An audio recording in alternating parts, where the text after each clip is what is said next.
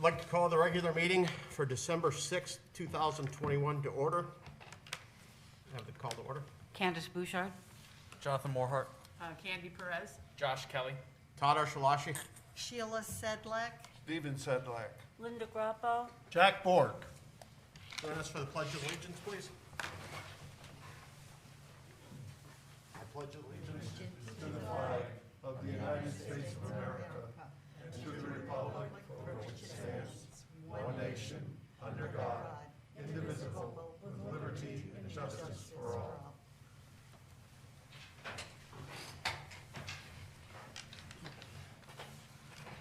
Item 3, the agenda review. Mayor, I'd suggest we move executive session up before the approval of minutes, just so we can deal with it now, rather than having start and then people coming in and out. I just suggest we move it up. Okay. Anything else? Okay, so we'll move executive session up to number 3.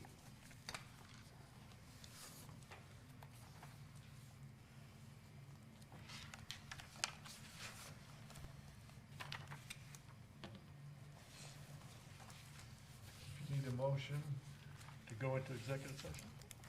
Is there a motion to go into executive session? Yes, I would move that we enter executive session for the purpose of discussion regarding strategy and negotiations in the matter of CT3 Ventures LLC versus Town of Winchester, and to invite the town manager and the town attorney. Second. All in favor? Unanimous? It is 7:03. We will retire to the Blue Room for executive session. You can stay.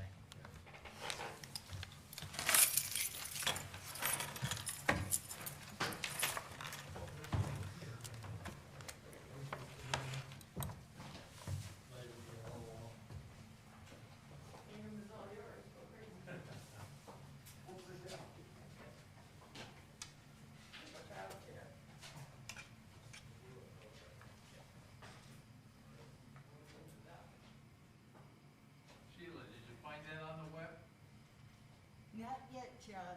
I didn't get home until late, so we just had time to eat supper and rushed out the door. I will look at it, I promise.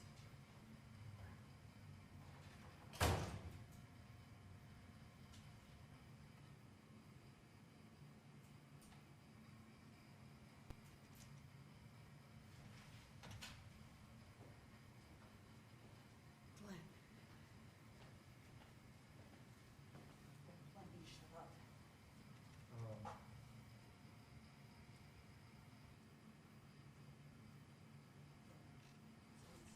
Are those mics off? They are now. I got home.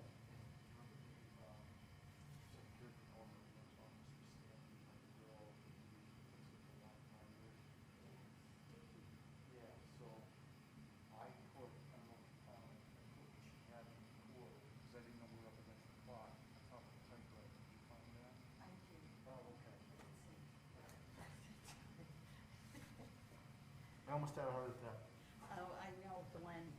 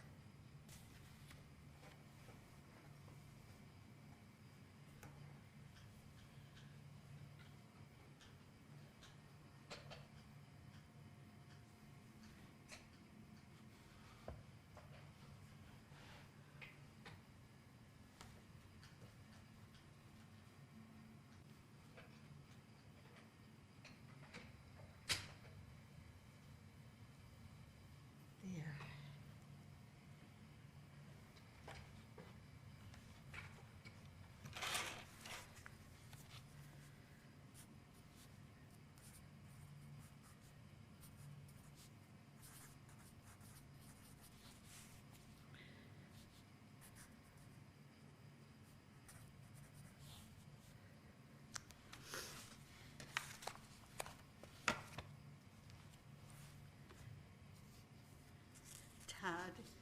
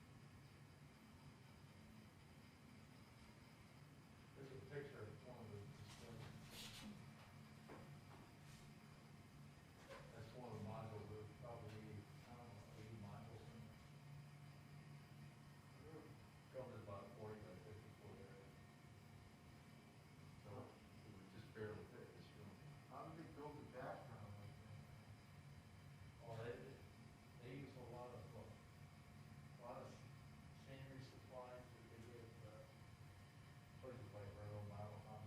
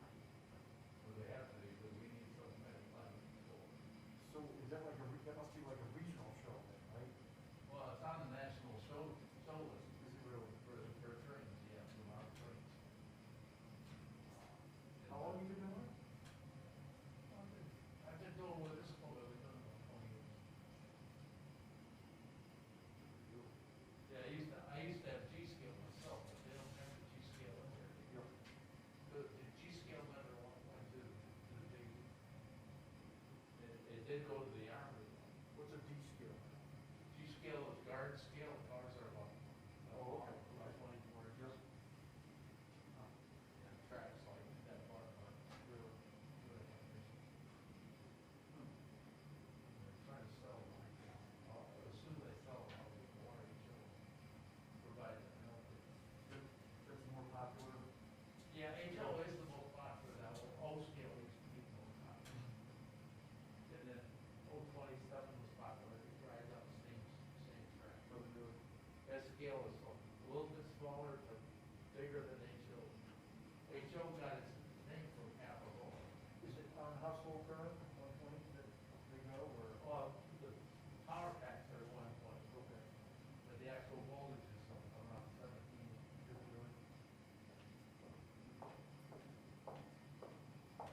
Ours is all digitally controlled, except for the switches. The switches are made. But that's why you can have 4, 5, 6 engines together. You didn't have digital hooked up. Forward, reverse. You have a turntable?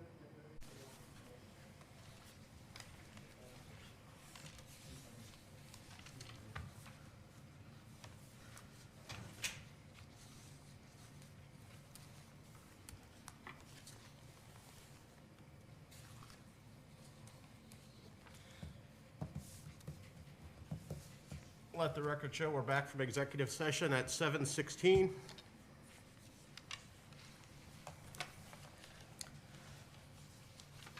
Can I have a motion? Yes, I would move that the Board of Selectmen approve the settlement as recommended by the town attorney with CT3 Ventures LLC, and the settlement to reduce the appraisal value to $2,515,000. Is there a second? I'll second. All in favor? Unanimous?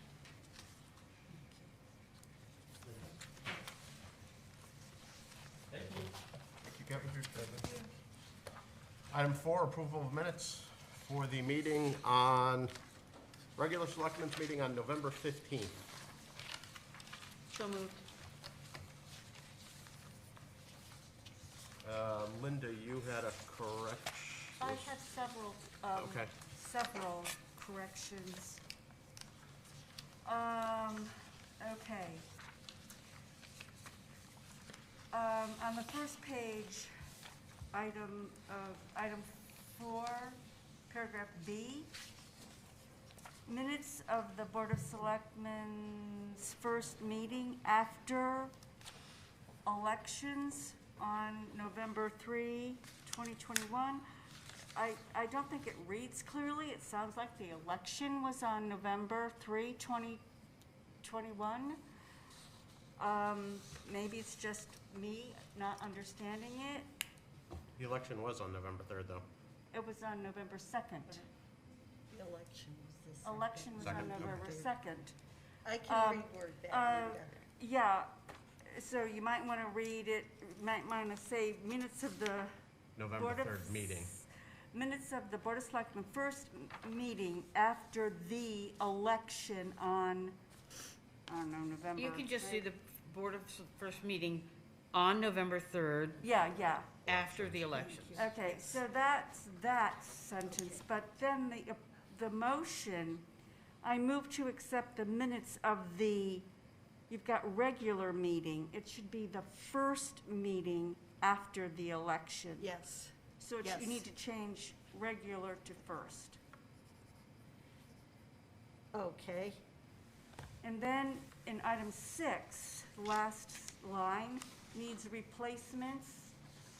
It should be singular, not replacements.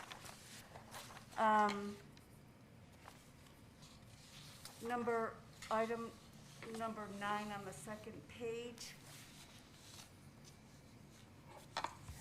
You have motion by Stephen Sedlak, seconded by Selectman Bouchard, to reappoint Morris Gableman to the Regional Refuse District, Disposal District. You need to get rid of that first district. It's Regional Refuse Use Disposal district District disposal. Number 1. So just take that district out. Okay,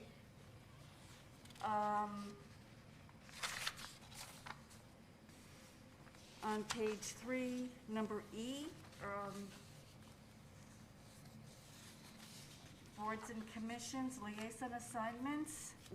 You have the Jonathan Morhart as liaison to the rec department, Stephen Sedlak liaison to Board of Education, and you should have me.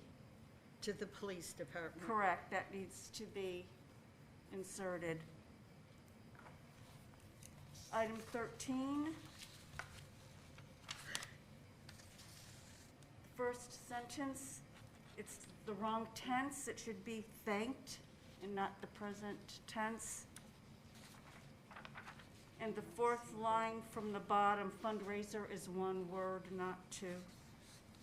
That was questionable on spell check, Okay? yes. And that's that. Okay, all set. Okay, thanks. Is there a second? Second. All in favor with the corrections? Jack, Linda, in favor? Unanimous?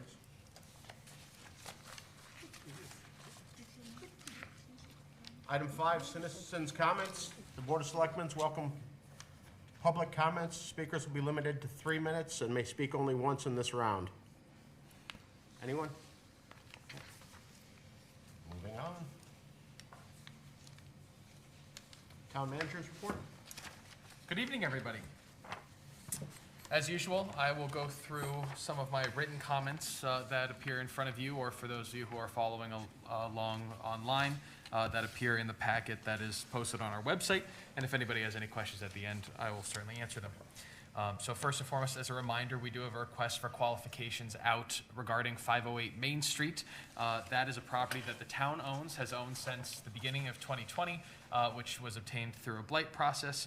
And we are seeking proposals right now for the redevelopment of that site in some way. More information about that RFQ is posted on our website. There's a link at the bottom of the homepage that you can follow to learn more. And we are accepting those proposals through December 22nd. So all developers or any persons interested are encouraged to apply or send in their proposal before that date, December 22nd. Josh, before you go on to the next one, you were going to have an assessor take a look at that, a professional? Certainly our assessors, our professional No, assessors here in Town But Hall you're bringing have. an outside commercial assessor? At this time, we had not discussed whether or not we would, but there's certainly time between now and either when we decide to open up those proposals after December 22nd, or even once we have opened them up to have that kind of appraisal done. I To thought it make was sure. in relationship to the Bank of America building. There were other parcels that we've discussed getting appraisals on, and I can touch on that as well. But that 508 Main Street was not one of the Fair enough. parcels that we had discussed. So tonight we'll discuss the American Rescue Plan Act in a little bit more detail, but I'll save that for then. We are seeing more business growth on Main Street, as many of you know, because the sign has been up for quite some time now. But since we last met, Second Home, a new wine bar on Main Street, has officially opened. And I'm hearing a lot of buzz about other commercial possibilities on Main Street. So things remain vibrant, and I'm very happy to continue to receive all of the inquiries and comments that I am from the public.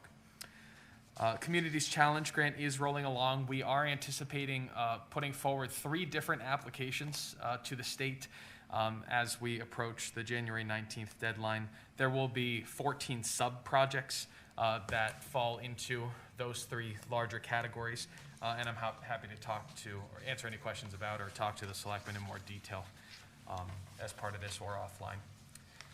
Regarding COVID-19, we are seeing an uptick, not just here in Winstead, but around the state. I do encourage everybody to get vaccinated, get your booster.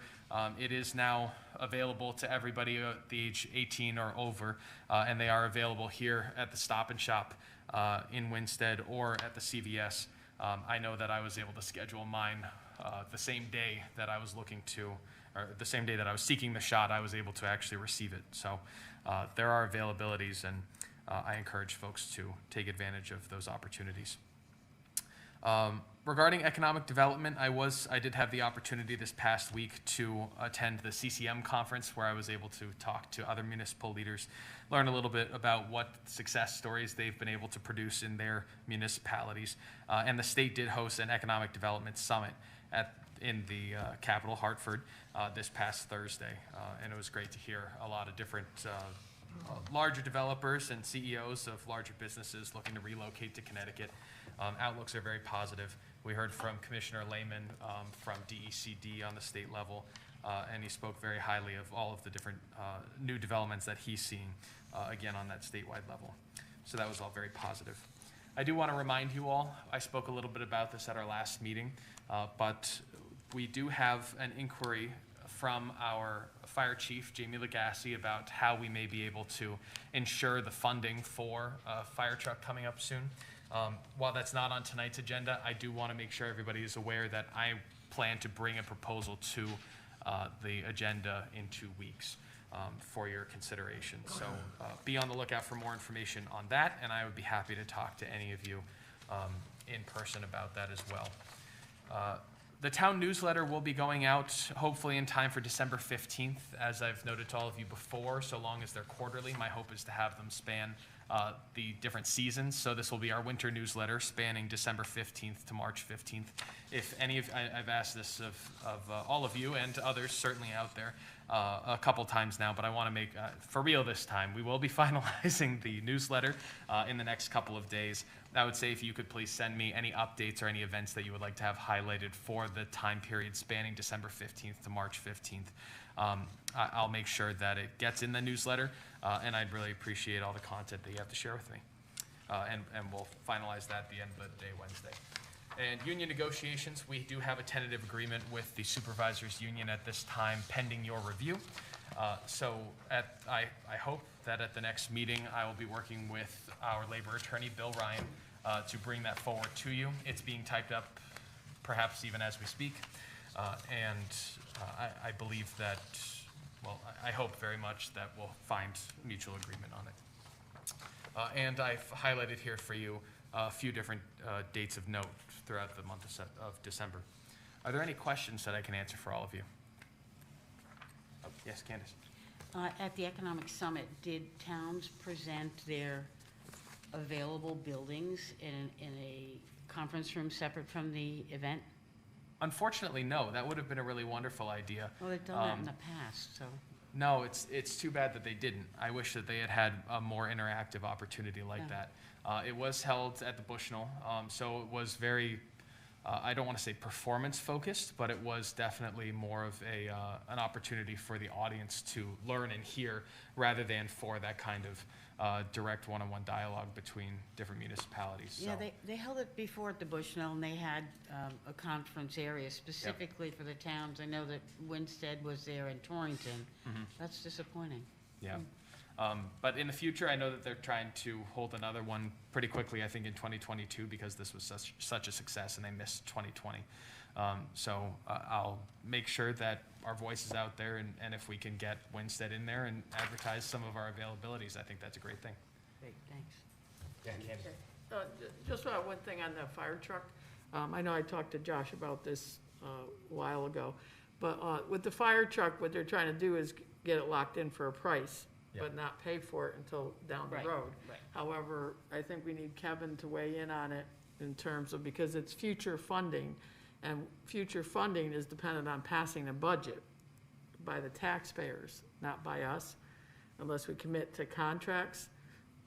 And so, because it may be a contractual obligation going in for the fire truck to lock in a price, which is a good idea to lock in the price because you want to save the money and the increase, but at the same time, you can't, I don't believe we can enter into an agreement that is dependent upon future funding. So before we, answer that, we need to, I think, have our opinion from our town attorney in terms of that kind of thing. And we could possibly delay some other capital projects. But then we still haven't appropriated it. we're gonna enter into a right, contract right. for It's something not which appropriate in for this something year. which we have not, has not been appropriated either by Right, this right. board under, it would have to be under, what, $30,000? And it is not appropriated in the last budget. So even though we're pretty confident we have the funding, or would get the funding, or would commit to the funding, because we're all sitting here, can we do that according to all the things that we have within the charter, within our financial obligations? So, I understand why, I understand that it's a good idea. Like right now, it'd be good to bond anything we had to pay off, because the interest rates are low, but we can't enter into the bonding until the project is finished. So we are sometimes hamstrung by the rules. So I think this is one of the ones, before we talk about it at the next meeting, before Jamie comes and is all excited about the possibility of a fire truck, which I believe we all support, we better make sure we have that little financial piece in there. You got it. Anyone else? 508 Main Street. Yes. I'm just curious, what's the process once the 22nd happens? That's a good question. My plan right now is to open up those proposals after the due date at noon on the 22nd, review them myself, but also, as you'll recall, there was a committee that was brought together originally to talk about, and I believe actually that you were one of the Selectmen liaisons yourself to the committee, so you'll remember very well. To bring it back to that committee, to have their opinions heard, and to get a little bit of community feedback on what the different proposals are. And then it will be this body that has the final decision on which way that property really should be handled, and which proposal you might be most interested in pursuing, if you're interested in pursuing any of them. How many proposals did you receive to do? At this time, I'm not actually aware.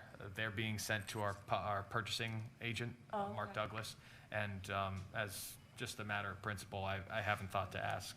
I'll ask on the 22nd. Okay, thank you. Well, and just to be sure, nothing can be done with 508 until we all agree. That's correct. Well, one of the things that could happen with it is if there's no proposals, or a proposal that doesn't seem to fit within what we want, there's also demolition, Yep. because the funding is in the blight fees. Because Bob originally had wanted to take the building down. Not a good idea, not a good idea. So hopefully there's going to be something in that, some proposal that is going to add and enhance Main Street.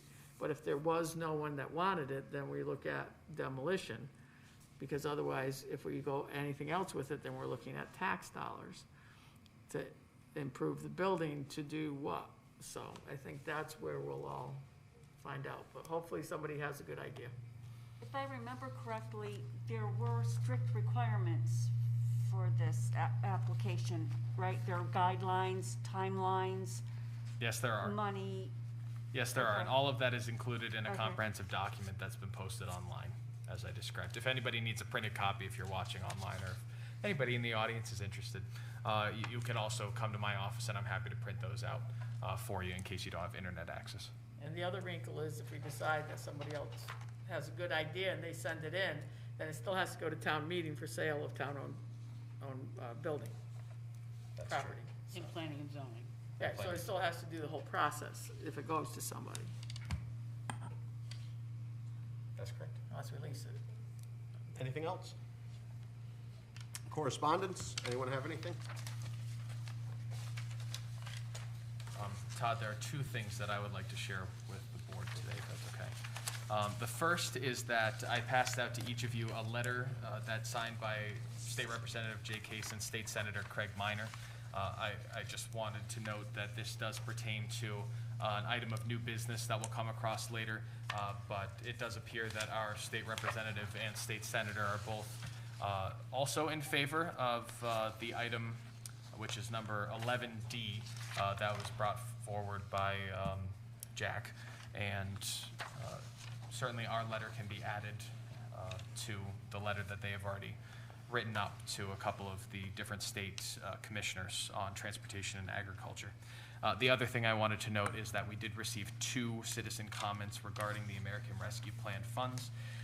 One of those was from an individual, and I'm happy to read them if the board feels that it's necessary, but one of them was from an individual asking if the American Rescue Plan funds would be used to create a dog park, and I informed that individual that in this round of funding, that's not something that's come forward as a proposal.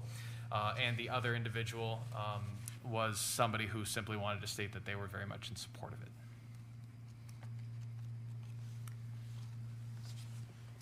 Anyone have anything else? Boards and commissions? Okay, thank you, Todd. We have two actions to take tonight, both appointments. And so I will start by moving that we appoint Brian Sunday as a member of the Recreation Board, permanent membership, term to expire in April of 2027. Is there a second? A second. Discussion? All in favor? Unanimous?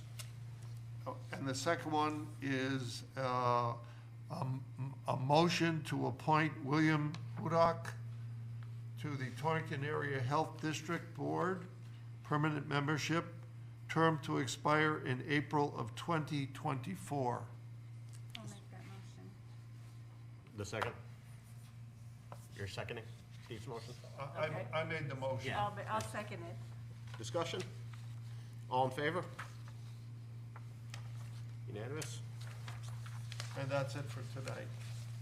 Thank you, Steve. I do have something about boards and commissions, if you don't mind. I do after, if that's fine. I'm sorry? I do after you, if that's fine. Sure. Oh, that's up to Todd. I just want to just make sure that everybody in the public understands that the people on this board have made a substantial effort in the past 4 years to make sure that our boards and commissions have been opened up so that people feel comfortable, submitting their names onto, to be considered for these positions.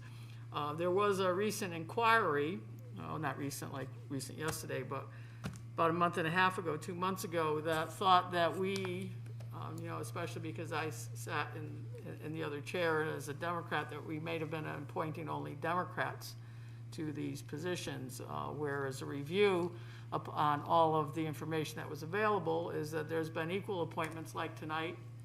One Democrat, one Republican. We've appointed unaffiliateds.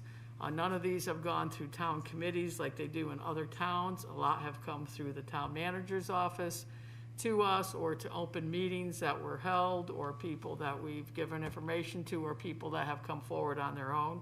So I think I just want to make sure that everybody understands that we've worked hard to ask people to step forward in a manner where they would be successful in terms of showing their interest and being appointed to a board regardless of any political affiliation, which was inquired for, and those records were reviewed.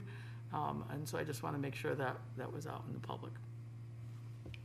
Also, we had someone come forward who was unaffiliated from another town who was very qualified, and they were very concerned about that, and they were advised that there is no need to join a party to be on our boards and commissions, just to be qualified for the position, so.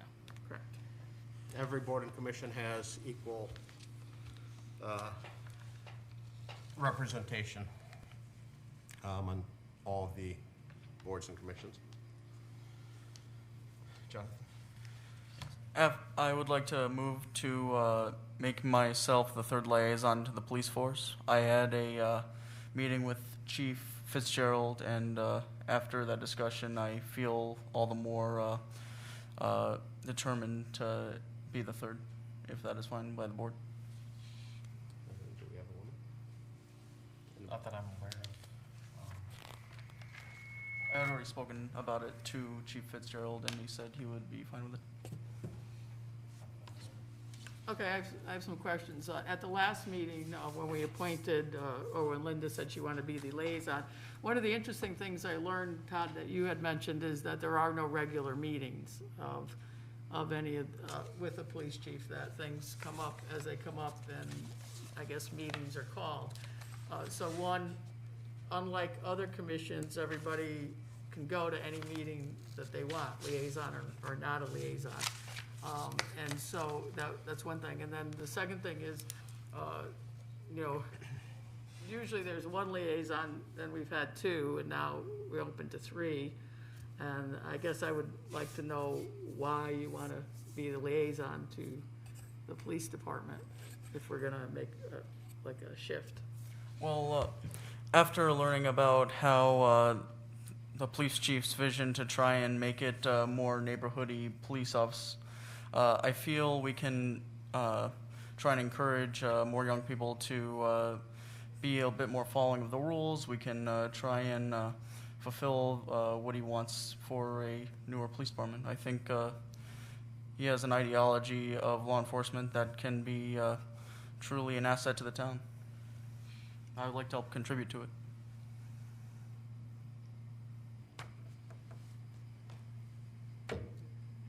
We had, our last meeting in November, we had boards and commissions. People had the opportunity to speak whether or not they were interested in changing their boards and commissions or join new ones. We voted, we were appointed, we've been to meetings. I think we should move on. We have other important business. I don't think we need any more liaisons and any more meetings. Did we not have a problem with quorums when more than 4 selectmen are at a meeting? Is there anything with bylaws or guidelines that say that it needs to be public notice If there are there's more than 4 selectmen or more. Yeah, so, Yes. okay. Only 3. How does that fall into this? Doesn't. If we have 3 and Steve wants to come to a meeting when there's 3 liaisons at a meeting? Then if Steve wanted to join, then there would have to be public notice, but Right. with the three liaisons, there wouldn't need to be. You wouldn't have to? No. Okay, I'm against it. Well, let's just have just a bit of clarification. The liaison to the police doesn't meet as a group. Correct. That's a one-on-one. Yes. And technically, each of us could meet with the chief if we asked for a meeting. Am I Correct. correct on that? Yes, sir. Okay. And if we think that it's important to have 3 liaison people, we're 7 of us. We could all be liaison. And since there is no particular action that a liaison person would take with the police department as opposed to at least being able to speak at maybe another land use board if you were a liaison or any other board if you were a liaison, I kind of don't understand. Why go any further with this? It's just, we're all part of that group. Any board member can meet with the chief or any other department head with an email and Josh's approval. So why don't we table this for now and move on? I think what Todd just said at the very end with Josh's approval, it's really important that the town manager, whoever that person is, knows that if we're going to meet with the department head on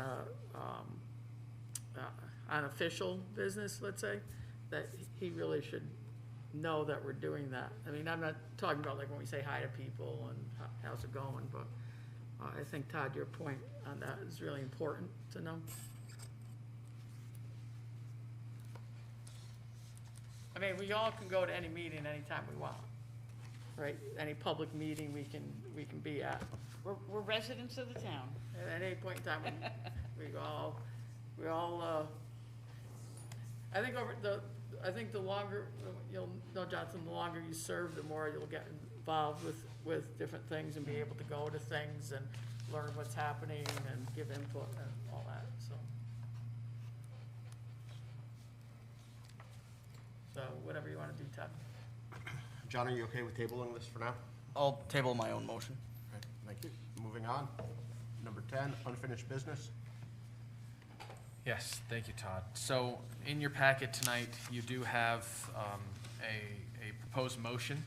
If you are all interested in pursuing the 17 American Rescue Plan projects as they were presented to you at the November 15th, 2021 meeting. This does encompass a total of $1,433,236 from the American Rescue Plan grant that we received, which represents approximately 45% of the total that the town will receive between this past July and this coming July.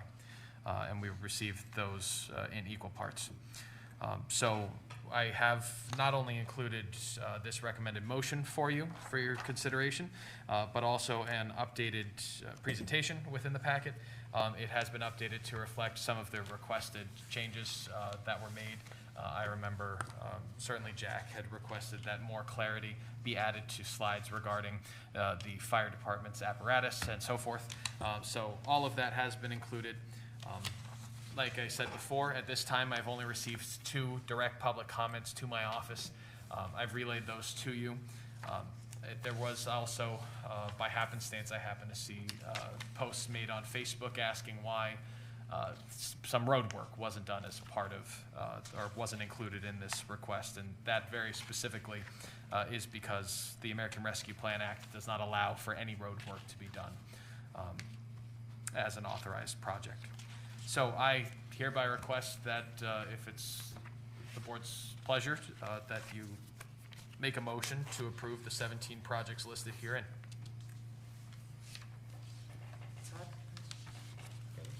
I'll make it. Okay. Is there a second? Well, I'm going to read. Okay.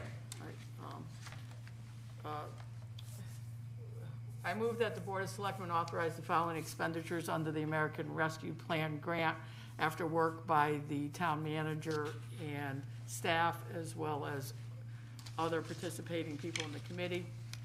$39,200 for online permitting software, $3,000 for acquisition of laptops for emergencies, $40,000 for town marketing and economic development activities, $50,000 for the hiring of part-time economic development director, $100,000 for the creation of business startup funds, $10,000 for the creation of water quality improvement funds, $200,000 for the acquisition of emergency 800 band radios and communication, $67,366 for refurbishment of Winchester ambulance services ambulance, $35,000 for the purchase and installation of new air conditioning system with UV infiltration for the Elm Street Firehouse to be used by all houses, $40,000 for the purchase and installation of a new washing machine and dryers at the Elm Street Firehouse for all firehouses, $48,960 for the updating of GIS maps to ensure emergency directions, $11,000 for mailed communications to inform the public, $8,500 for safety improvements on our playground swing sets, $350,000 for replacement of the sewer plant's raw water pumps, $350,000 for sewer pump station rehabilitations, $20,210,000 towards the No Senior Left Behind technology program at Winston Senior Center, and $60,000 for social services staffing, social services coordinator staffing, for a total of $1,433,236.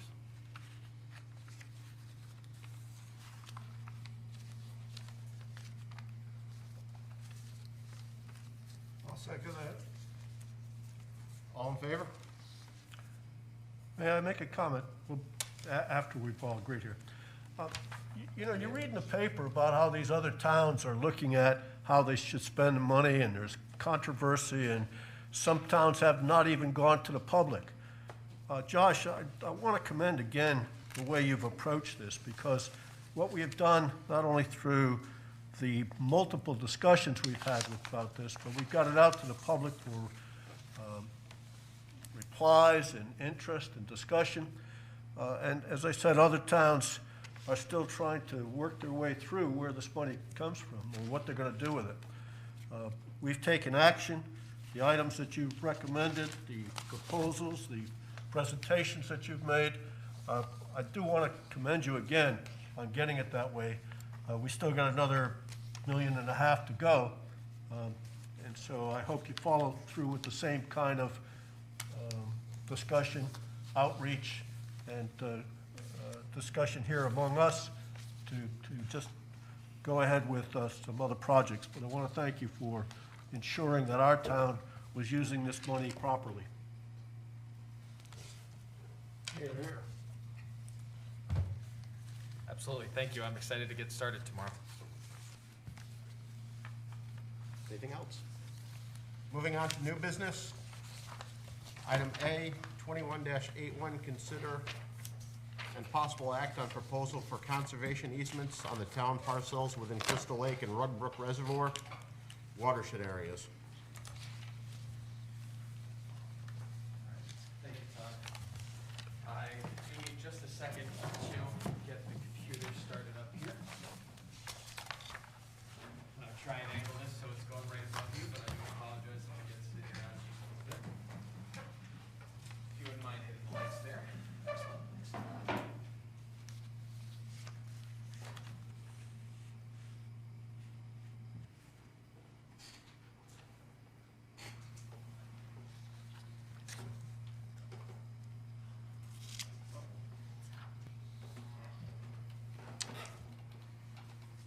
I'll make it darker when you're ready.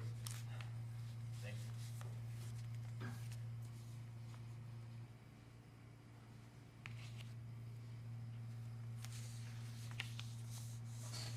If anybody has the Jeopardy team ready to go.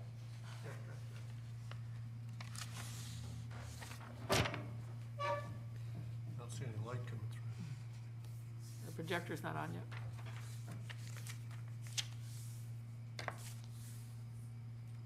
The thing might not be on. No, it's definitely coming on. I don't see Yeah, anything in the front. That's just the white on the wall. There we go, I'm starting to see something. All right.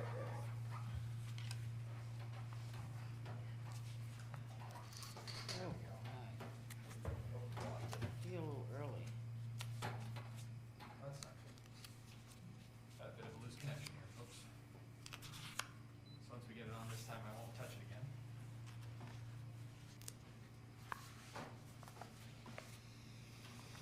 Be nice when the TV's up there. It will.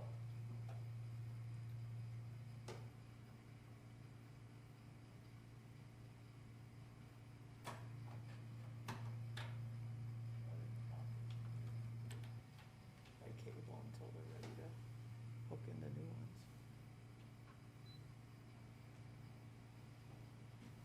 So how soon before the new television screen goes in? Not soon enough. As soon as we can get an electrician in here. So, it's a little lopsided right now, but I think you all get the gist. If everybody can see there in the back, we'll go ahead and get started.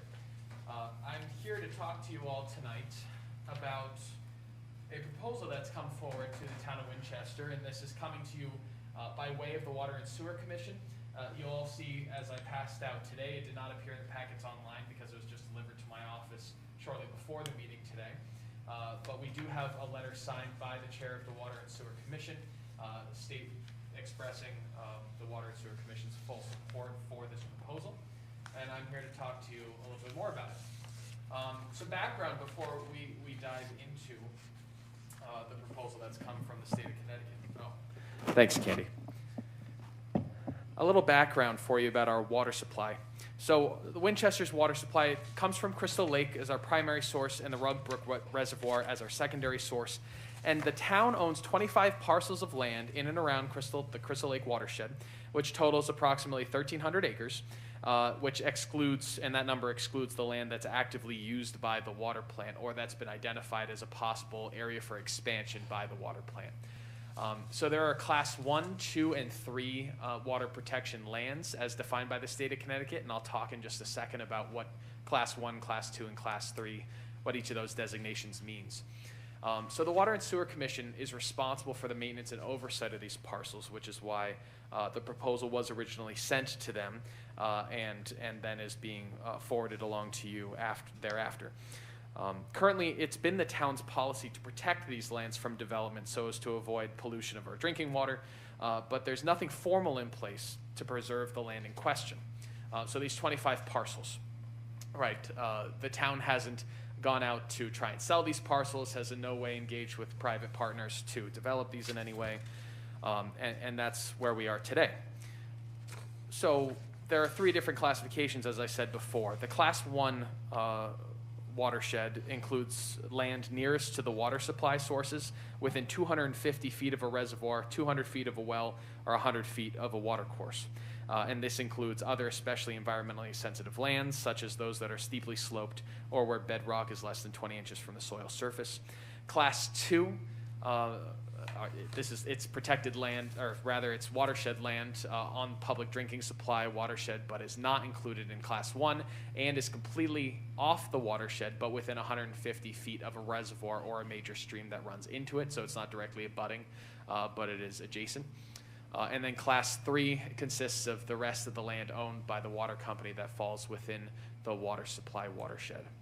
So here's a map of the land that we're referring to, and you'll see that figure 25, parcel 25, in fact, is Crystal Lake itself.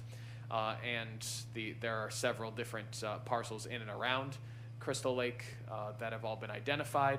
And as you go to the northwest of Crystal Lake, that's number 6 on your screen, is the Rugbrook Reservoir. So each of the parcels that is labeled here on the screen in front of you is one that has been identified by the state as part of this proposal, which I will speak about in just a second, and we can come back to this slide if you want to take a closer look later. The state of Connecticut's Department of Energy and Environmental Protection is proposing, has come forward to the town and is proposing that it pay the town of Winchester $750,000 for the acquisition of conservation easements on each of the 25 parcels in question, with a 45.85 acre swath excluded around the current water treatment plant to allow for new water treatment related construction activities to occur on the site. So as I told you before, the 1,300 acres that the state has identified as part of this proposal doesn't include those 45.85 acres that are mentioned, as I just said. So $442,500 would be provided directly by the state itself, by the Department of Energy and Environmental Protection, and the remaining $307,500 would be provided by private fundraising efforts from the Housatonic Valley Association. I have had a conversation with the executive director of the Housatonic Valley Association about this proposal. This is a partnership that they've pursued not only here, that they are very interested in here, but that they have pursued with other towns in the northwest corner and in New York as well, to make sure that the towns are able to receive an adequate amount of funding for the conservation easements to be purchased on the land when the state isn't able to provide the full adequate amount itself. So in this case, the reason that the state isn't able to offer $750,000 themselves is that they are managing a federal grant. And those grant dollars only allow for a certain proportion of the purchase price for conservation easements to be provided by the state acting as the fiduciary for those federal funds. So the remaining proportion does have to come from some private entity. In many cases, the state partners with a municipality and actually has the municipality provide that funding to a water and sewer commission, for example. But in this case, the Housatonic Valley Association is being very generous. They have a number of private donors that are actively seeking donation opportunities in the northwest corner in Connecticut, and they are committed to doing their best effort, making a best effort to achieve that $307,500 goal. And that total would be used, the part of the proposal is for that money to be used by the Water and Sewer Commission to help protect the watershed in the way that they have been managing and maintaining those woods and the land that's on those 25 parcels up to this point in time. They would be the stewards of this $750,000 to help continue to protect our watershed for all time. After the sale of the conservation easements, the land would still be owned by the town, and passive recreation would be permissible and encouraged by the state on the lots. The only thing that would not be possible, or the big thing, of course, that wouldn't be possible after the conservation easements are held by the state, is development, which is something that we've been avoiding on these parcels due to the fact that they're part of the watershed anyways. I do want to make sure that you all see right here the parcel that has been carved out, the 45.85 acres, that is not included in the proposal as brought to us by the state. You can see towards the middle of this parcel. Those are our water tank and the water treatment plant as they currently exist, and the additional land that's been carved out around it and that will not be part of this proposal will remain without any conservation easements on it so that we can continue to develop the water treatment plant as we see fit. So here's the process. Early on, the Water and Sewer Commission, and this was earlier in 2021, received this offer and this opportunity and has voted to recommend that the Board of Selectmen take the opportunity to sell the easements to the state. Additionally, like I said before, I spoke with members of the executive director of the Housatonic Valley Association. He has affirmatively stated that they'll do their best effort to privately fundraise the $307,500 that the state will not be paying for the acquisition of the conservation easements. But now we're at a point, before they can really start to fundraise, of course, they can't start fundraising for a project that isn't moving forward. And the state can't continue to draw up documents for a project that the town isn't necessarily interested in. So now the Board of Selectmen has an opportunity to consider this proposal itself. If you are interested in pursuing this opportunity to sell conservation easements to the state on these 25 parcels, the next step would be to send this proposal to our land use commissions, primarily the Planning and Zoning Commission, as part of an 824 referral. And this is something that's very standard as we sell easements, or as we even grant easements, sell land. Any transfer of property goes through this process. And it's my recommendation at this point, given the fact that we are not interested in seeing the development of this land that is crucial to the protection of our drinking water, and given the fact that the town has never received an offer as good as $750,000 for easements on this property, and that $750,000 would go a long way towards protecting our watershed into the future, I recommend that the Board of Selectmen send this proposal off to the town's land use commissions as part of an 824 referral. But do you have any questions? And if you'd like to put on a couple lights, I think that would be appropriate. And I will put up the map that I think is most helpful to all of you, and of course is included in your packets tonight, identifying the 25 parcels that are seen here. Josh, Yes. you mentioned that Public Works would be maintaining the property. Will they also be maintaining the trails on the property? They would be working in partnership with the state to develop those trails. To some extent, yes, because it is still town-owned property, we would have a responsibility to contribute. But at the same time, the state would regulate, because only passive recreation is permitted. Right. We're not able to clear a field, for example, Right. if we wanted to unilaterally. We would have to work hand in hand with the state to get those trails up and running. And from my own personal experience, the state does offer a lending hand when it comes to developing those passive recreation uses. It's my understanding it doesn't have to be extensive use. That's correct. I mean, Just because it is the access. watershed area, and we have seen that, you know, people on most trails do a good job of keeping things up and clean. There's also people that don't do that. So it's my understanding, I don't know why I know this, but it could be a guided walk too across the land. It does not have to be open to everybody. It could be guided walks by groups of people, and it can be limited to that as well. It doesn't need to be open. That's correct, and because it's the town's property, it really is your policy that would be put into place that would dictate the way that this land would be used for passive recreation going forward. Right, so we could, and I would personally think we would need to do that, is to limit it to guided walks on these properties, because it is in the watershed, right? It is in the watershed. People that use the land right now are gonna keep using the land because it's not fenced off or anything, so people that go up there now and use it, hopefully they're not ATVs or the motorcycles that, you know, dig everything up and may cause problems downstream, but I don't think we need to have come in and make extensive trails or not. I think the goal is just to conserve it, to filter water. Right. No, when I meant by maintenance, I meant by when trees No, I know, cross. but I just Yeah. went another Got step. it. I went another step further because you Yeah. triggered something. What happens if the Housatonic Valley Association doesn't come through with the $307,000 that they said they would provide? That's a good question. And it's a reality, right? We're in a Yeah. position where we have an offer on the table, a very generous offer from the Housatonic Valley Association, but they can't guarantee that they're going to be able to come through on it. But they can't get started until we at least show some level of interest and show that if they are able to raise the $750,000, we would be interested in selling the conservation easements.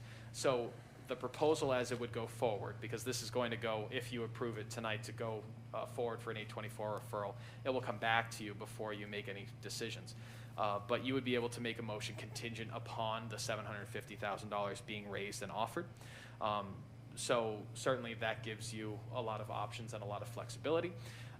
And at the same time, I also know that the Housatonic Valley Association and the Winchester Land Trust have been in contact with each other. And depending on the size of the discrepancy between the amount that they're able to raise and the amount that they need to raise, the Land Trust may be able to fill in a gap. What are the attorneys?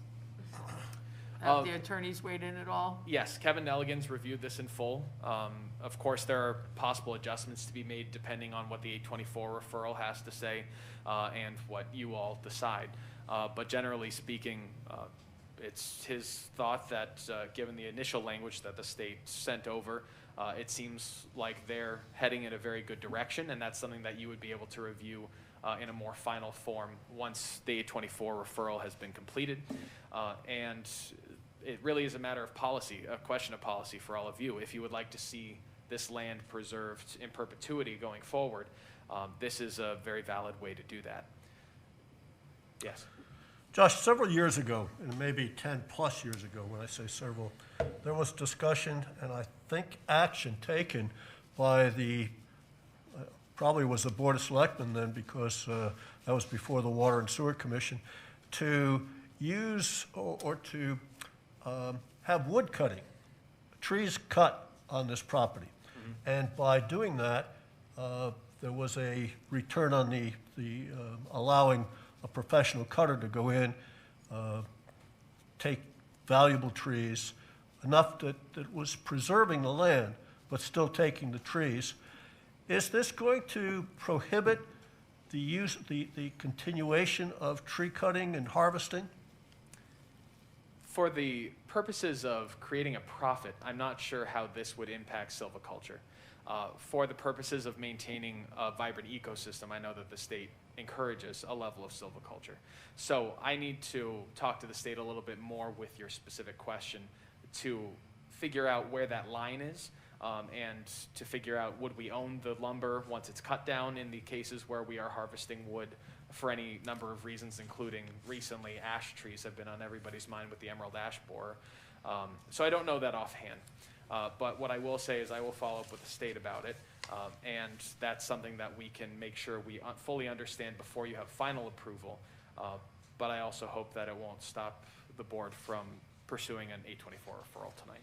I'd like to hear an answer to that question eventually. So, Yep. And the other thing is, you know, and I'm not distrusting what the Department of Energy and Environmental Protection would do, but if we provide an easement to the state, can at some point the state decide to sell that easement? My understanding is the answer is no. We would be providing the opportunity for the state to have an easement. That's something that's registered here in our offices. And certainly there's a contract that goes with that, and I think that any contract that's signed, that's approved by this Board of Selectmen and signed either by myself or the mayor, needs to specify that they cannot be transferred in any way, unless they are being transferred back to the town of Winchester. I'd like to see something like that. Yep. in the writing of the agreement, because, you know, 15 years from now, the state may have a different set of requirements and begin to think, well, we've got some easements there, we can sell that out to a power company that wants to put up a solar panel or a wind turbine. They might be able to do that if they own the easement rights to some of that land. The good news is that the type of conservation easement that we would be providing them wouldn't allow for the development of a structure like a solar array or a wind turbine, something of that extent. But you're right that we do need to have protections in place, so any final document that comes forward to you will include that. That's not something I would be willing to give up either, and I hope that the board wouldn't. And just a final question. So this money comes in, and it goes directly to the water and sewer account? That is the proposal on the table, yes. And the money would be directly used for water and not sewer? Not any improvements on the sewer, it's going to go directly for the water improvements? It has to go to the continued water quality of Winchester. So I think that the state's primary hope is that it will go to continued investment in the area in and around the watershed to protect drinking water. I do believe, though, that it would be permissible so long as the money is being used by the town at the sewer plant to improve the water quality coming out of the sewer plant. If there is an opportunity possibly for the Water and Sewer Commission to make investments on that side of things to improve water quality in the rivers going There's a lot of screens. flowing out. It's a different ratepayer, though. There's a lot of screens involved in the water and sewer plant that have, in the sewer system that are really required and very intensive to make sure the water is safe when it leaves. So it would also ultimately improve or protect the water system. I think we just need clarification on that, just to Okay. be sure. I mean, Understood. Bill probably knows, right? Have you been discussing this in the water? Way back, yeah. Yes. Oh, you're talking to me? Oh, Yes, we sorry. have. Yeah, we have, and it will protect the water quality, just like Candace said, you know, and we got this big thing coming up, hopefully next, with the rates. So, I'll definitely share more then. I just don't want to speak for the commission, without anybody really here. So that is our plan, is definitely to bring water quality up everywhere. You know, like we've been talking about the potential replacement of the dam on 263. Some of that money could go to that. Right, yes, absolutely. We're also trying to seek some funds from the USDA on that too. I've been trying to make some connections here on the side and to try to see how we can do there. And we are talking about harvesting some of the timber too, because that is part of the water quality, is to take some of those trees away from the water, especially around the edge. Because it will, if a tree falls in, it will create bacteria in the water, believe it or not. Fair enough, thank you. Yep. Well, the interesting thing is, I wish the money would multiply, but it's not gonna be able to do that many things. It's gonna do some things, but it's not gonna be able to, as we see with the ARPA money that we just applied, and then money that's also been requested, and money that just got approved, that, you know, we got a long ways to go, and Josh, this may be more for Kevin than something you can answer right now. So the town is still gonna own the land. That's right. But we are selling easements for the land. Is that considered a sale of town property that would have to go to town meeting? It is. Okay. That is correct. So that is another step in this process. But there's, the process is such that we would have to go through an 824 referral Right. before it proceeded to town Eventually get meeting. that part. Okay. And the final town meeting could perhaps, and I've spoken to the Housatonic Valley Association about this, could in fact wait until after their fundraising efforts were completed, so that's the final action that's actually being taken on the effort. Is this state money being held for a longer period of time, 2 years, 3 years, before we have a decision? Or do we have to make this decision in 2022? We have to raise the funds for it. Yes, well, I believe that as soon as the state has a commitment from us, which should be before the end of this fiscal year, so there's still plenty of time, but at least a commitment to pursue this project. They will hold the funds for us until the fundraising effort is completed. Fundraising effort, just so you're all aware, may take a considerable amount of time. Yeah. Speaking with the Housatonic Valley Association, they're projecting at least till the end of calendar year 22 to make certain that all of their ducks are in a row. Hopefully it's a lot faster. As I said, they do have a number of these private donors that are seeking investments like this for one reason or another, and this provides them with that opportunity. So hopefully we'll see a lot of money moving quickly. So as you're suggesting, we're just voting here to move it on to other land use boards for their consideration before it comes back to us to make a final decision and send Precisely. it to a town meeting. Exactly. Anything else? Moving on to item Do 21. we have to make a vote on this? I would look favorably on it personally. Okay, do we have a motion? I'll make it. All right. I move that the Board of Selectmen refer the matter of selling conservation easements around Crystal Lake and the Rugbrook Reservoir to the State of Connecticut Department of Energy and Environmental Protection, to the Planning and Zoning Commission, and other land use boards as required by Connecticut General Statute 8-24. Linda's got the second. Any discussion? Any further discussion? All in favor? Unanimous?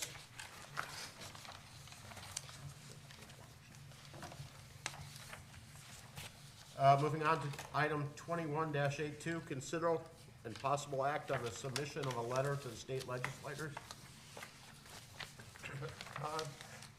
Recusing. I would normally recuse myself at this point because I'm a member of the W.L. Gilbert School Corporation. I will not be a member after December 15th. I will no longer have a conflict. And so I would like to move to table discussion of this item to the December 20th meeting. As I put this on the table, I would prefer that you just talk and say whatever you want to say versus tabling it because of the timelines that are needed with the state legislature.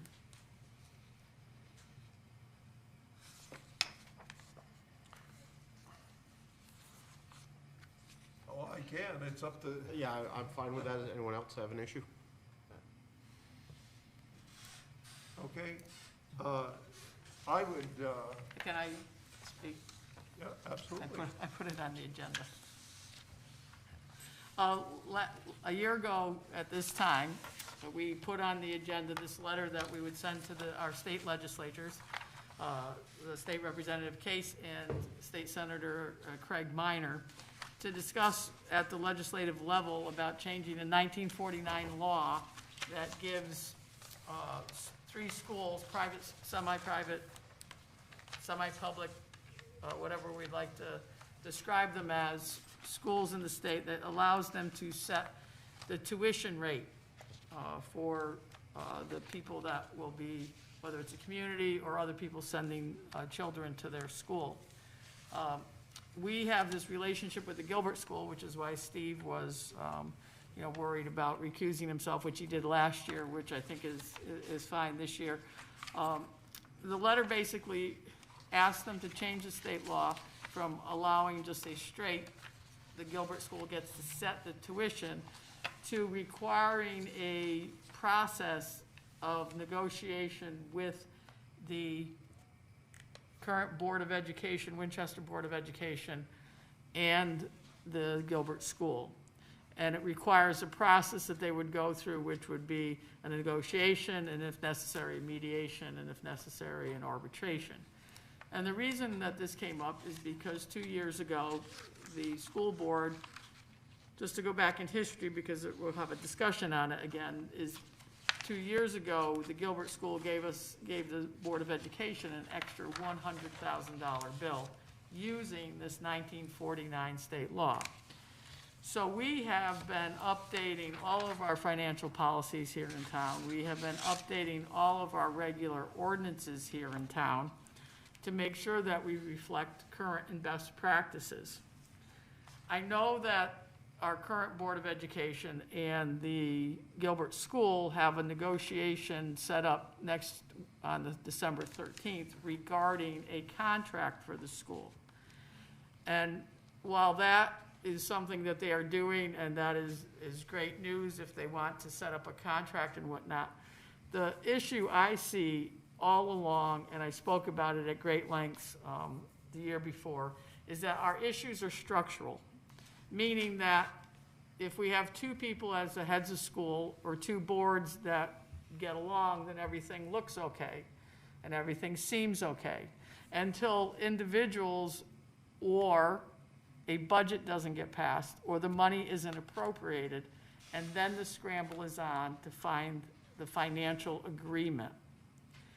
So I think this is a fundamental structure issue between the Board of Ed and the Gilbert School in this case, as well as the taxpayer here in this town that has to fund all entities. I see a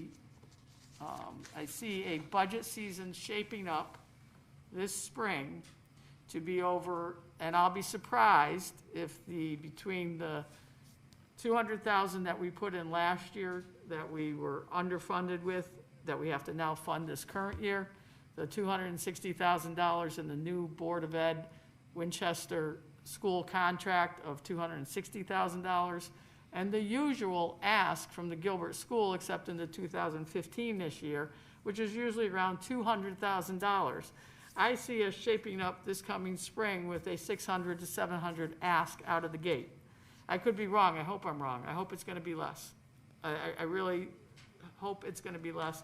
But let's say I'm correct, and then this board has to decide what to do, and then the taxpayers have to decide what to do. At that point in time, then this structural issue may become another problem. It may or may not. I mean, I don't know.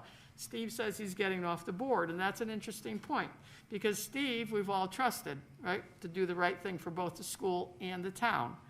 So he sat on the Gilbert board. He's been the school corporation chair president for a long period of time.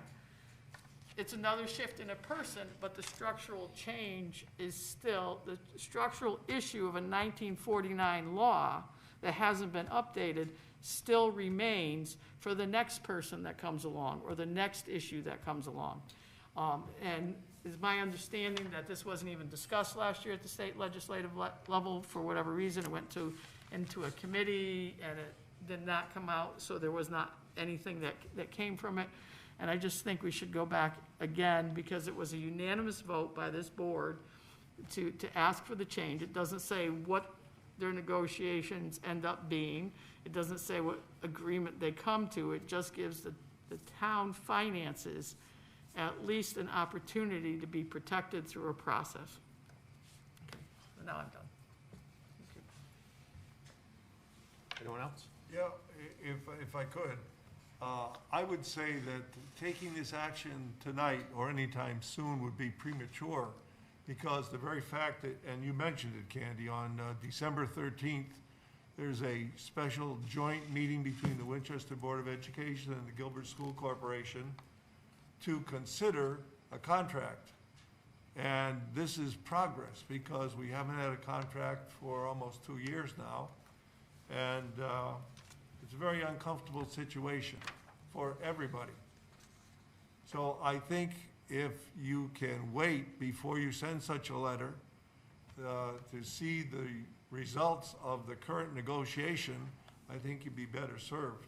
Because I think in the long run, the healthiest situation for the town is for those two boards to have a long-term agreement, which includes how the budget is constructed and how the budget is agreed to. So I would say that any action tonight is premature, and I would ask you to delay that. Jack? Until Steve spoke, I was going to just make some changes, recommended changes in the wording of the proposed letter.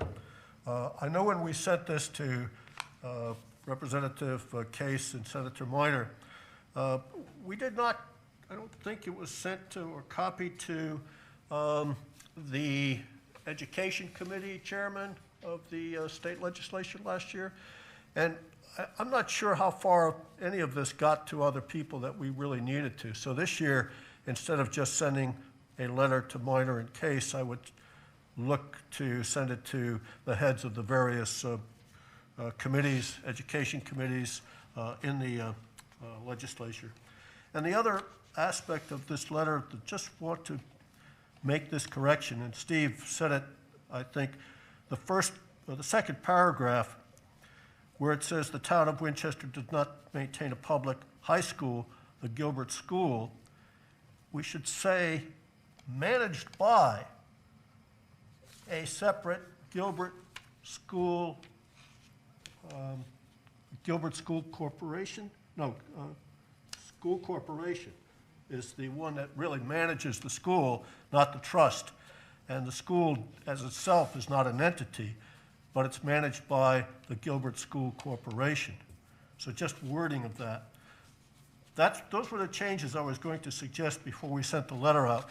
But Steve, I think your point of waiting until next Monday to see what happens, and then Candy's point of we should get this started, I wouldn't let it go past our next meeting, no matter what happens next Monday by the two boards getting together. They may not officially agree.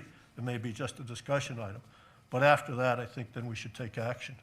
So I would delay to the next meeting, but certainly with some corrections in the letter, but I wouldn't wait past that next meeting, no matter what happens next Monday. Well, I'll go back to what I said. The 1949 law is state law and it exists. And it's nice that everybody's getting along. And I knew that this would be the comeback to this. It's nice that everybody's getting along until they don't. In 1994, the same thing happened. There was a lawsuit. And then it didn't happen again until 2000, was it 18 or 19? Then it happened. So the school system was able to absorb that last $100,000, but they had to take it from money they currently have or had. It did not come to the town to pay, but it could have come to the town to pay. It could have come to the Board of Selectmen as the Board of Finance to have to pay this fee if the Board of Education could not have or refused to or tried not to, because it's a structural issue. This isn't a personality issue. This isn't whether we like them or whether we don't like them or anybody gets along or doesn't get along. It is until you don't. And then when you don't, and when the contract runs out, we're back in the same boat. If somebody more aggressive comes through the school system and says, you know, because the lease that you have from the trust, the school corporation has this lease from the trust that talks about your roof and your chapel It's a triple improvements. lease or something. Yeah.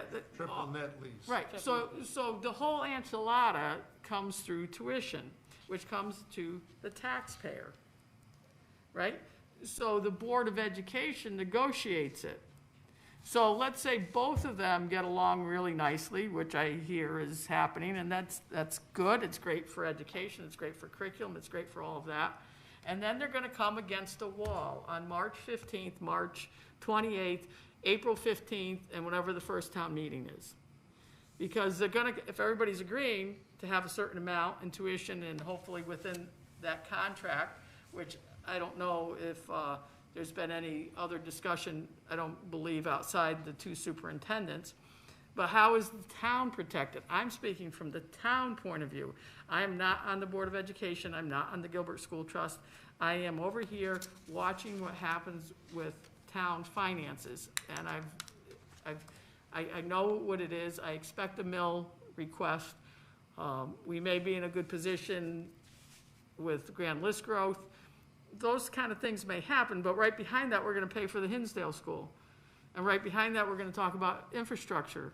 And so we're gonna be talking about a lot of things, and this state legislative stuff, as we'll see, because we asked them to do something with it, and nothing happened. The next item on our agenda tonight is that the state legislature did things that none of us wanted to happen, right? So the state legislature is a funny kind of thing, is, you know, we asked them unanimously for help. They didn't move forward. They all had the information in front of them.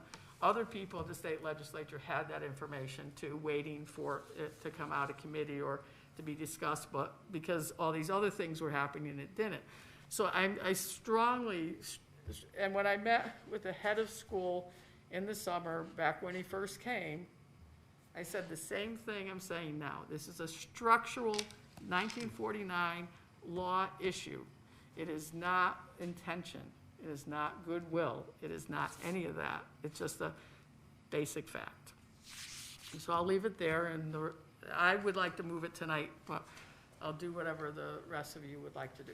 Yeah, if I could just add to that. The separate boards empowered their heads, the head of school at Gilbert and, of course, the superintendent, to independently sit down, or to sit down together and to conceptually build a contract. There's been no involvement by other board members. And so board members are going to see for the first time next Monday night what the two superintendents have put forward. No lawyers have been involved yet in wording, so there's nothing that's going to really happen on Monday evening in terms of adopting it or not. But that's the process that's been put forward. In times past, when there's been a contract between the two groups, there's never been a problem with budget. And I have to say this, that's because there was always language in the contract, in the agreement, that gave direction to the boards. There was a year when the two groups could not agree, got all the way to the spring, it was budget time, and there was a provision in there about going to binding arbitration. And it worked. It wasn't pleasant, but it worked to everyone's satisfaction. And so I think if what is being proposed to the boards on this occasion has contract language that addresses how the budget is agreed to, then I think that's the preferred way to have the relationship between the two groups. And I would further say that that would be my reason for you at least giving a look at that first effort at coming to an agreement and not taking any action tonight. But I don't think taking action tonight has any impact on that whatsoever, because ultimately, the regulations say that we have to pay the money, and no one knows about it. That's what Candy's talking about. So if something occurs and the Gilbert School wants another $100,000, they have a right to get it, and the Board of Ed just gives it to them. It never comes before the Board of Selectmen to bring that to light to the residents of the town, that that's a request being made of the board, of the school board, that money is just then given to them without any knowledge of anyone else, even the Board of Selectmen.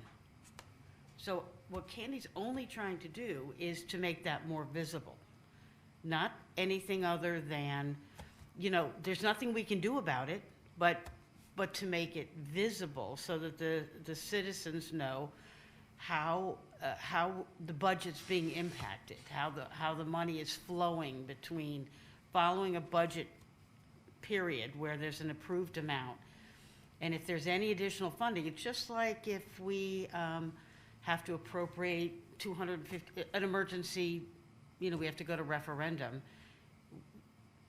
The residents know that we have to go to referendum for an emergency fund. We're underfunded, or there's something. We don't have that between the schools and the town. And that's all she's trying to accomplish, is that additional funding, which they're allowed to have by law, is visible to all residents outside of the budget period. So. Josh? So I don't want to weigh in on either side of this. I think that there's been great discussion from all angles, but I did want to make an observation about timing for everybody. Because from my perspective, I see the question in front of you very similarly to the way that I saw the comments that were made prior to the election regarding the town clerk position. And we have a town clerk here who's recently been elected in the audience, and prior to the election, there was a statement made by multiple board members, if I'm remembering correctly, that in the future, It's their opinion that the town clerk should not be an elected position. And I know that Glenn and I had the opportunity to talk about that one-on-one before the election, so I had the chance to hear a little bit from him. But by making that statement before the election, the board was able to guarantee that its position was understood, that their decision wasn't reactive if it was made after the fact, and that there was no question of politics involved. To delay the decision one way or the other, and I again, don't want to weigh in one way or the other, but to delay the decision until after those conversations really kick off next Monday, I think would be to allow for you all to get yourselves into a position where you're being more reactive, perhaps even more, making it a more emotional decision, and certainly one that seems more political than if you made a statement now about whether you do agree with the sentiment that Candy's presented here or don't agree with it. But it's Good also, clarifier. but it's also something that the five of seven of us agreed to last year with, you know, everything was okay. Well, it wasn't okay because it just happened, but we agreed to it last year. Even though people still believed in having the Gilbert School. This isn't a question of whether or not we send kids there or don't send kids there, whether or not they form a curriculum committee, whether or not they put a process in. It's a 1949 law that allows, like I said before, just allows a private entity or semi-private entity to provide, to, in my opinion, tax residents if they want to, and raise a tuition number. And if it's done in July like it was before, you can't send kids to another school. You can't turn around and move and build a school in that time period. You can't do any of that. And I'm glad that we had people like Steve sitting there but he was there. You were there when that happened, you know, and I'm glad that we have, you know, two people that are having conversations over a contract and whatnot. I'm glad that that's all happening. But if one of them leaves, let's say one of them gets an offer they can't refuse, right? You know, because they're both talented people. They're both very talented heads of their prospective schools. What if they get an offer to go to Washington? Or an offer someplace else that pays them double what they're getting now, and they leave and somebody new comes in and it doesn't work out quite as well. And that's my thing, is that making the request to have it looked into, at least we're protecting the financial interests of our budget in the town. That's it. And they're gonna present it next Monday, Steve, but it's just a look. Right. There's no discussion. The boards haven't even looked at it. So then will the request then be to, you know, wait again? Because the state legislature, what I've learned in all these years, is that the state legislature, the people are getting their bills lined up right now. You know, because they didn't get reelected this past fall, so they're going into the session. They have all their bills lined up, so when the session opens in January, the bills are out there on the table, and they're ready to go. And the bills take minimum, usually of 3 years to pass. So this is nothing that's gonna happen tomorrow Right. at all. So, right, so if we don't get it on the agenda now for Mr. Case and Mr. Minor, then they're gonna say we missed the timeline as they got their bills ready, and that's why I put it here at the beginning of December, so that we would be able to get it through. Candy, would you agree to send this letter to other people than just Minor and Case? Yeah, I mean, I'm fine with that. I just think there just needs to be, besides just they get to set the tuition, I think there needs to be a required process that they have to go through. Well, you're making a very strong point for my change of timing on this. Would you agree that we just change make sure that we put in there Gilbert School Corporation as opposed to the Gilbert School? Because the Gilbert School is not an entity that runs the school. It's the Gilbert School Yeah, Corporation. I mean, that's fine. I mean, I know Todd's name has to be changed on it, and, you know, maybe a couple other little things, but Yeah, I'd like to get it out to as many people then as possible, besides Minor and Case, because obviously, you know, they needs to go to committees that would be talking about this. So I listened to your timing on this, and since Steve said there is no decision, or they don't expect to have any decision next Monday, waiting until after that doesn't make any sense. My feelings on this thing is, for the taxpayers, I want the certainty, which is a contract. And the way that I view our letter is, the main thing that we're requesting is when there's a stalemate, we have a procedure to get to a deal as quickly as possible. And through that, that's through the arbitration. And I agree with Candy. You know, the sooner to get this seen at the state capitol, even though they don't convene until January 6th, I think the sooner the better.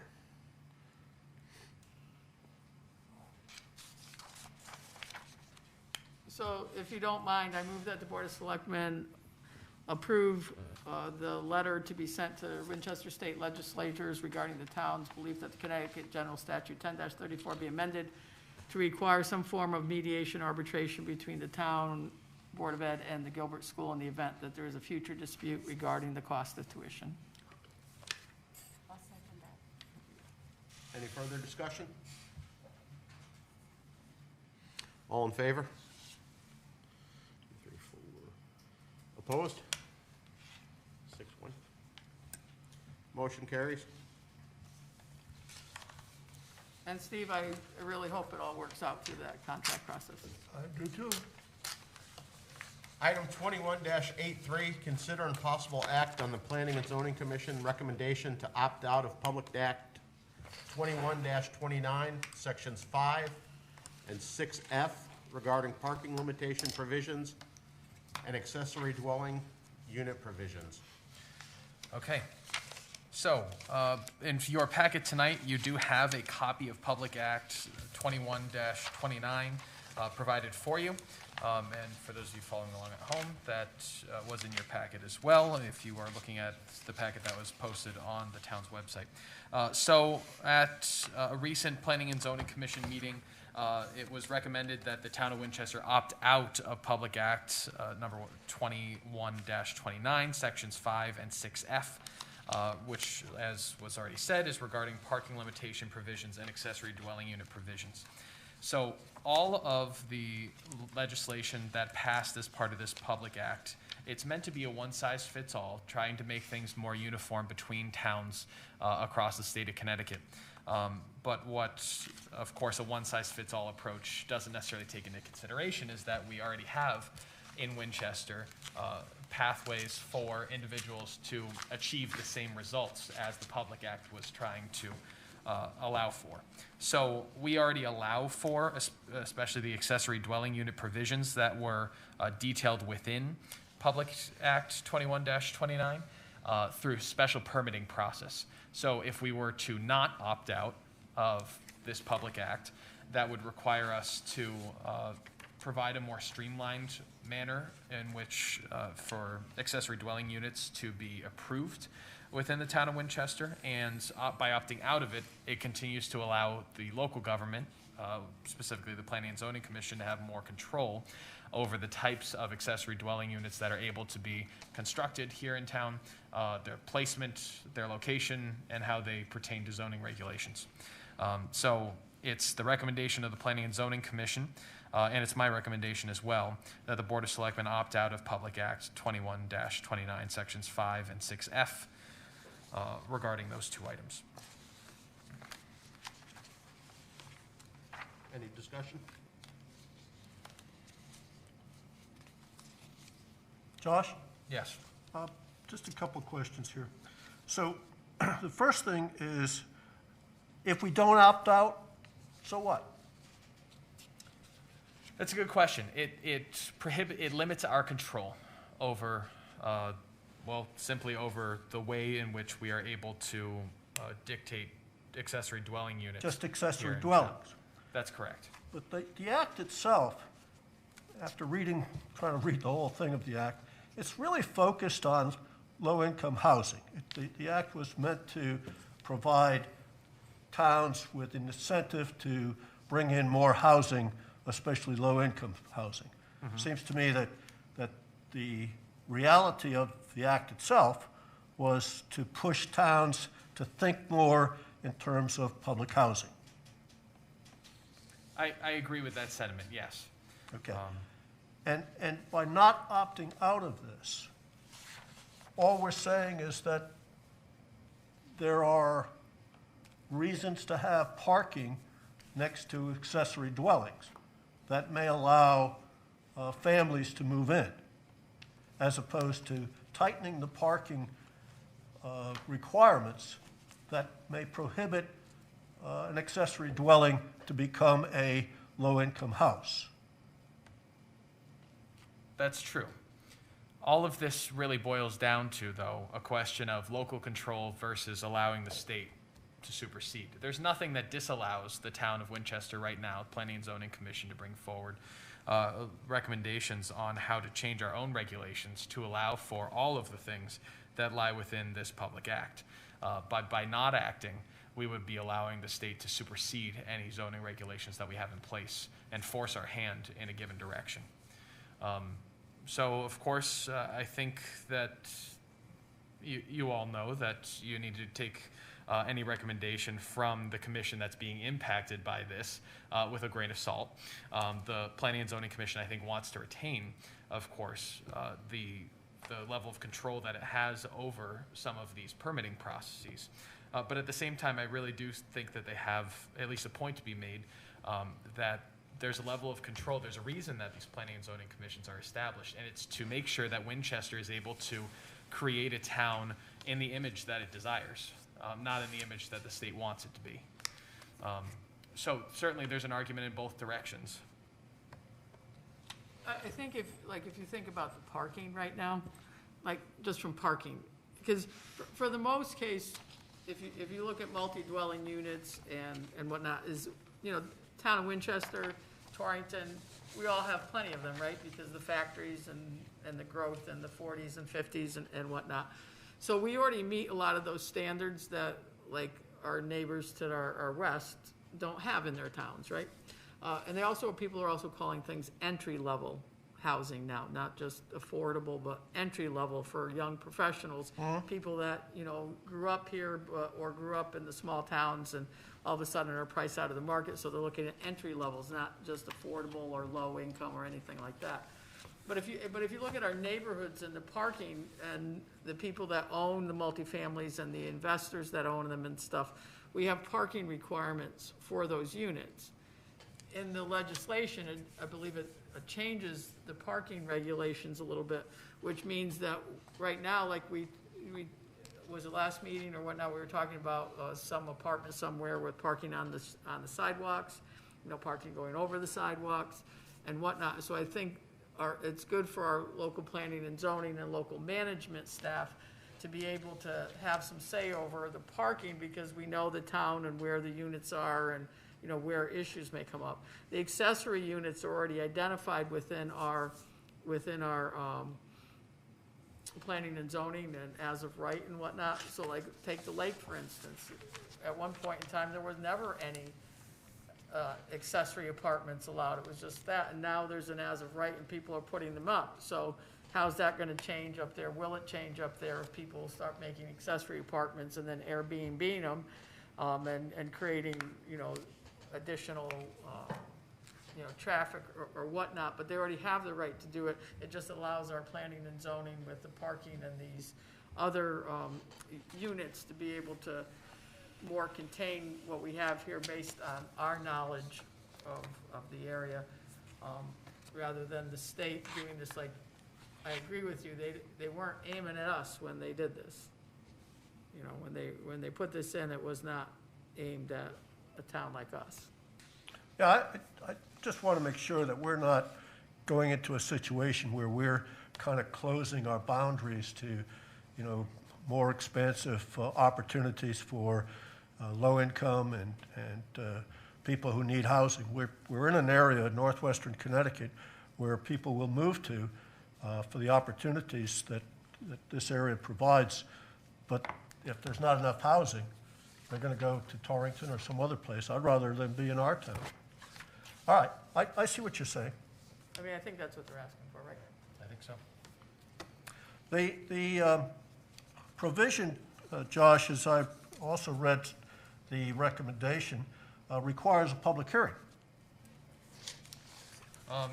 Yes, and that public hearing was held by the Planning and Zoning Commission. Oh, really? Yes, I can pull up that information if you'd like. I'm sorry that it didn't make it into So the actual it request. is not our responsibility because we're the ones that deciding to opt out? It's not our responsibility to have the public hearing? Yes, it's, the Public Act reads, provided such commission, which is the Planning and Zoning Commission, one, first holds a public hearing in accordance with the provisions of section 8/7D of the You're on general page statutes. 13? Yes, sorry, I'm on page 16. So Page this which? is under section 6F regarding accessory dwelling units. But similar language does exist on page 13 as well. So it's provided that such commission first holds a public hearing in accordance with general statutes on such proposed opt-out. Two, affirmatively decides to opt out of the provisions of said subsections within the period of time permitted under section 8-7D of the general statutes. Three, states upon its records the reason for such a decision. And four, publishes notice of such a decision in a newspaper of having substantial circulation, and so forth. Thereafter, the municipality's legislative body, which in the case of the town of Winchester is the Board of Selectmen, by 2/3 vote, may complete the process by which such municipality opts out of the provisions of subsections A to D inclusive of this section, except that on and after January 1st, 2023, no municipality may opt out. So we are on the final step of what I described herein, which is a 2/3 majority vote is required to approve the opt-out, as has been recommended after public hearing by the Planning and Zoning Commission. And they've already had that public hearing? They have. And it's stated in that public hearing, the records for it says, state upon its records the reason for such a decision. And that's been published? Yes, that was included in the minutes of their meeting where this was discussed. I saw some of the minutes, but I didn't see that they had a public hearing. I'm sorry. Never That's saw okay. a public hearing posted. It'll take me just a Who's the second. liaison for planning and zoning? What's that? Who's the liaison for planning and Well, zoning? I am sometimes. Well, I'm the liaison. I don't go to all the meetings. I read Okay. them. I read the minutes. Right. But I just don't recall reading in any of the minutes and it just that there was ever a public hearing on it. And if we're making a decision, I want to make sure we're following the procedure rightly. The public hearing was held, Held on November 8th. yes, it was. And notified as a public hearing? The board held a public hearing on the accessory dwelling unit requirements and parking limitations on November 8th, it looks like. Strong sentiment that planning and zoning should be left to local control, that their local zoning regs already permit accessory dwelling units in 6 of the town's 8 zones, and that the zoning regulations provide very liberal parking requirements. They unanimously approved the motion to opt out. The hearing was open to the public and no comment was received. Okay. Pass by. My feeling on this thing, and the reason why I support opting out would be because our plan of conservation and development for the town is very thorough. And I think we're covered in there enough that we don't need these regulations. The other thing too is going to report back to the last topic and the next topic, and that's someone out of our area making decisions that affect our area. We're gonna see that in our next item. And, as Candy said, when new people come in, they may have different agendas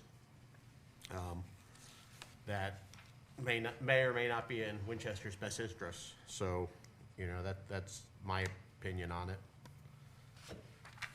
Do we have any other discussion? I'll make a motion to move the Board of Selectmen opt out of Public Act number 21-29, Section 5 and 6F regarding parking limitation provisions and accessory dwelling unit provisions. Is there a second? I'll second. Any further discussion? All in favor? Unanimous. Item 21-84, consider and possible act on authorizing a letter to be sent to Connecticut Department of Transportation regarding a local business vendor. Jack, I don't know if you'd You like want me to speak? That would be great. You can. You want. Okay. So Jack brought this item forward to So- me. Yep. I have known Jim Carbone, I don't know, 25, 30 years maybe around town. And I think most people who know his area of where he sells his seasonal products or vegetables on North Main Street, just north of the Wallen Street intersection. He contacted me and he said, hey, I'm not allowed to lease this property. Can you do anything? And after a discussion I had with Amy Martinez, who the transportation principal property agent, found out why, and was recommended, if anything is going to change in the allowing of a lease to that property, it would be really great if the authority of the town, at least Board of Selectmen, say something in support of it. And so as we could see by also the letter that came in from, was signed by Jay Case and Craig Minor, they were also in support of it. In anticipation that something could get done, I suggested a letter that we could put together and send directly to her. Now, whether this is the purview of what the Board of Selectmen should be doing, I mean, that's for us to decide that. But I think in recognition of a business owner who asked for some support from a situation he has with the state, I thought it would be proper for us to at least consider taking action and supporting that. Is Mr. Carbone a registered business in Winstead? I believe he has. He said, Just curious, I don't know. He does have to be in order to have obtained the DOT permit Got in it. the first place, yes. Perfect. Is this the same property where you see trailer trucks parked and that van that's parked in the sometimes winter? it's the same people up there. Last spring, there was a white bus that parked there Yes. quite a bit. He has leased the property for 12 months. And so as a lease of that property for 12 months, he could say to the person parking there, you're parking on my property, you're parking on the lease that I own, and if something happens there, because it's under my lease, I could be held liable. He carries liability insurance. Yeah, but he isn't here. He isn't in the area, Well, a lot of people know him and will say to him, hey, somebody's parking on your property. He knew, and he'll, yeah. okay. Yeah. But oftentimes I also see tractor trucks. Yeah, for an parked. overnight or even a couple days, it's not gonna matter. It's just a permanency of, I would support a letter to support him as long as he continues in the business. But if there were gonna be like a new business that went in there, Right. I'm not so sure that. Right. I would well, I want- think the lease candy would goes want to us to- him.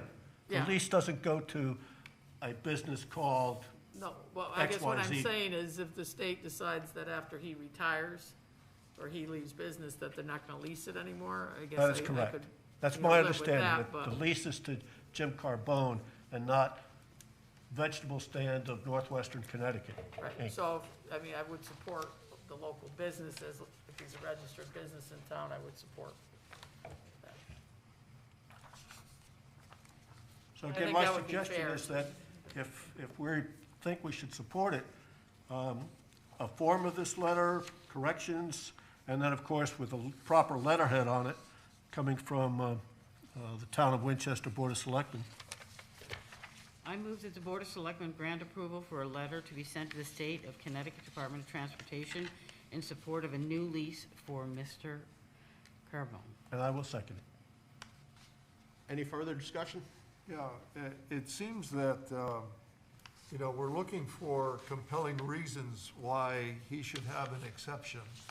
And I think the letter from Case and Minor does present some compelling reasons.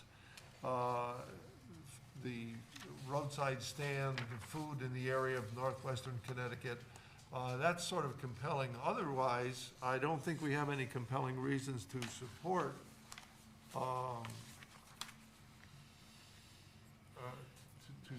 to support the business. We don't have a farmer's market anymore. Yeah, we don't have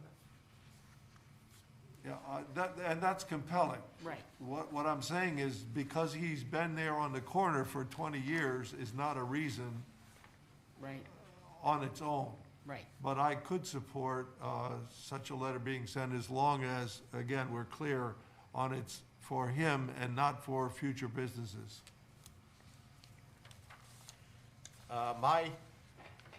I support sending the letter, but I also think that we should start a Plan B, and that's possibly see if we have any available town land that we could lease at a comparable rate in the area, if that's an option, if the board felt that. But I would definitely support the letter to the Department of Transportation.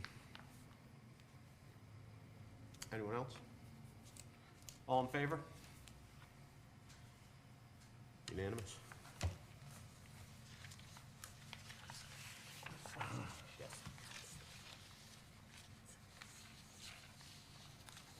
No, the lease is to him.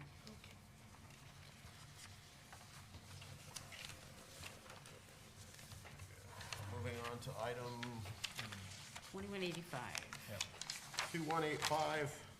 tax collector. Refunds recommended by the Collector of Revenues. So before you tonight, there are 6 motor vehicle certificate of correction refunds proposed by the Collector of Revenues in the grand total amount of $2,092.51. And I recommend that you approve them as it has been recommended to you by the Collector of Revenue. Do we have a motion? Yeah, I would move that the Board of Selectmen authorize the refunds recommended by the Collector of Revenue in the amount of $2,092.51. Second. Linda. All in favor? Unanimous? Moving on to citizens' comments, the Board of Selectmen welcomes public comments. Speakers will be limited to 3 minutes or less and may speak only once. Anyone? Selectmen comments? Have you seen the lights? Come on. We got them up in time for Thanksgiving, so the lights are on the top of the Soldiers Monument, and they'll stay on past the first of the year. I was talking with the contractor who's putting the new windows in, and we're trying to close the open windows up there so that snow doesn't get in the summer. And they were bringing up fairly large pieces of wood to put in the windows. And he said a gust of wind came through and almost took one of his guys out the window. It gets windy up there.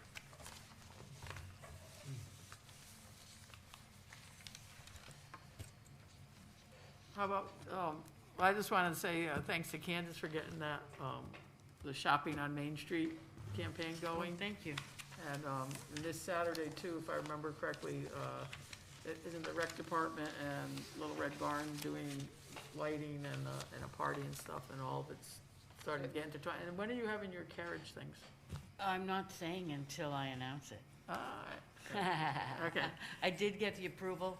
It will be on the day that we announce the winner of the basket from the 12 days before Christmas. Did you see the video that the Economic Development Commission put out, shopping in Winchester? Yep. Nice little piece, good advertisement. And the lights, your thing around the poles, your garland.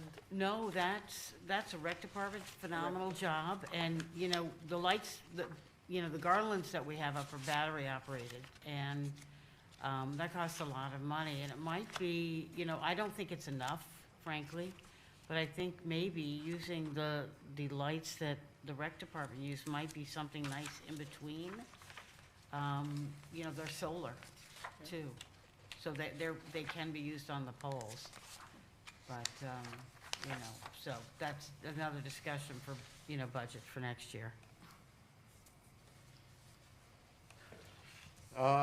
Just a reminder, mark your calendars, Saturday, December 18th, that's before our next meeting, the Gator Parade. I believe it starts at 5 p.m. And then lastly, we've had a rough year nationally, statewide, in town. And tomorrow being December 7th, date will live in infamy. I want to remind everyone that, you know, we used to be neighbors, and we need to get back to that. So if you can,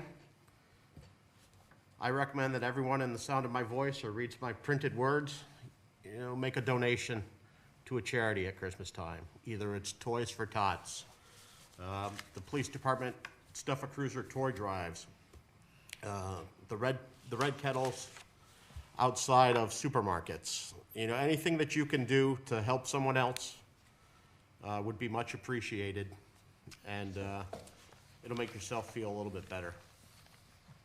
Steve? Move we adjourn. Second? I second. All in favor? Unanimous? Thank you.